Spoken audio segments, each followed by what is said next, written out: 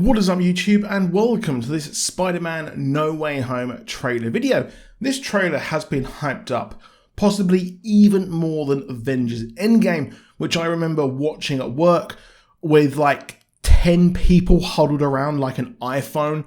But this trailer is possibly more hyped, mainly due to the possibility of Andrew Garfield and Tobey Maguire being in the movie. And of course, Spider-Man is the absolute GOAT, in my opinion, of Marvel, and is at the forefront of the MCU where he does belong. The story seems to tie in nicely with Loki's story of people being taken out of their timelines, and it looks like Peter Parker is trying to work out a way so they don't die, or at least Otto Octavius doesn't die. However, while there was no other Spider-Men, there was a lot of neat moments that are easily missed. While I usually do frame-by-frame breakdowns, I thought I would do a top 5 things you have missed, mainly because it's a bit easier and I am obsessed with Halo Infinite's multiplayer.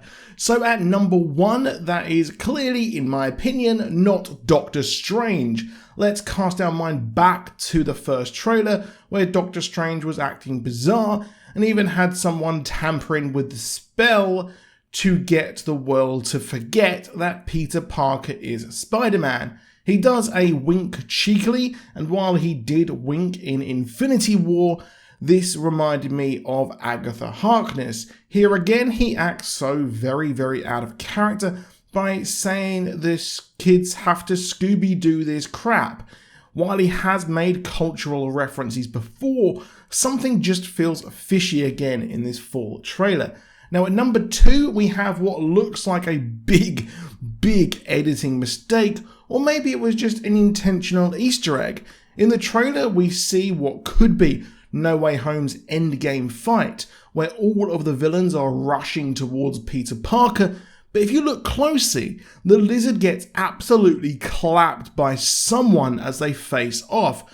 I presume it could be Andrew Garfield's Peter Parker, and he and Tobey Maguire are very clearly edited out. This is also the same location from all those leaks as well. Shout out to Heavy Spoilers for spotting that. Go out and check out his far superior Spider-Man breakdown. Get it? You know, superior. Anyway, my long-time theory is that they were actually fighting at the location of Otto's lab from Spider-Man 2, the best Spider-Man movie ever made, but it looks like they are fighting around a Captain America statue built in memoriam of the first Avenger. What is weird in this trailer is how it seemingly keeps swapping places with the Statue of Liberty, but to be honest, that could just simply be the editing and my tired eyes at 6 AM. But hey, who does not want to see a gigantic America's ass? It looks like this will be the focal point for these heroes and villains, and could be where it is revealed these guys are, actually not good and are destined to die after the other Spider-Man turned up. Some leaks have shown as well that, the whole of the villains will be procedurally caught and captured by Doctor Strange. The biggest glow up here is obviously Electro. He looks atrocious in Amazing Spider-Man 2, and while I did enjoy the nerd persona before his powers were given to him in the actual movie, here he looks a million leagues better and has his powers stabilized so he doesn't look like a jellyfish.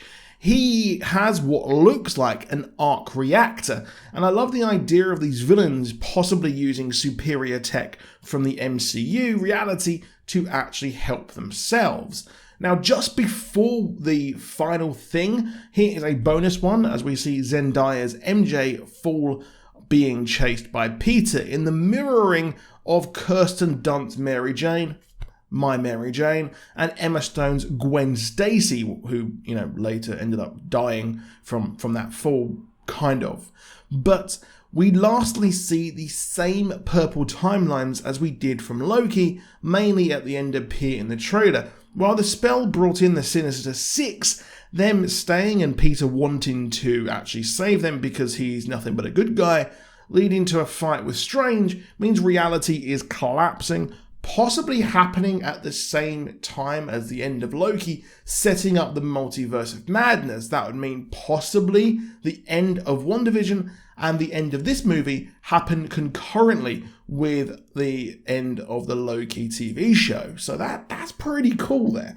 But that is it for this video. Please do drop a like if you enjoyed it. Subscribe with notifications on if you want more. I will be back on, I think, Friday with a Ghostbusters Afterlife video, and I'll be back on Sunday or Monday with Doctor Who. So have an awesome day. Let me know in the comments if there was anything else you noticed which I didn't, because I'm sure there is a hell of a lot.